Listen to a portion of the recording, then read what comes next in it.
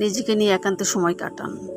আমি পারফেক্ট একজন স্ত্রী, পারফেক্ট একজন মা, পারফেক্ট একজন গৃহিণী। আপনি সবাইকে ঠিকঠাক মতো সময় দিচ্ছেন, কিন্তু নিজের দিকে তাকানোর মতো সময় আপনার নেই। নিজেরও তো একটা চাহিদা আছে, তাই না? এটা কি ভুলে যাচ্ছেন? নিজেকে ভুলে গেলে তো চলবে না। নিজেকে একটু সময় দিন। একটা কথা মনে রাখবেন, সময় চলে গেলে সেটা আর ফিরে আসবে না। একটা সময় আসবে নিজেকে একটু সময় কাটানোর কথা চিন্তা আসবে, কিন্তু তখন দেখা যাবে বয়সে ভারে আর খাপ খাওয়াতে আর পারছেন না। তাই আফসোস করার আগে নিজেকে একটু রঙে সাজান। বাহিরে যান, রিক্সা করে ঘুরে বেড়ান, নিজের সাথে কথা বলুন, এক কাপ চা তৈরি করে খান। দেখবেন আপনার ভিতরে একটা আনন্দ ফিল হচ্ছে।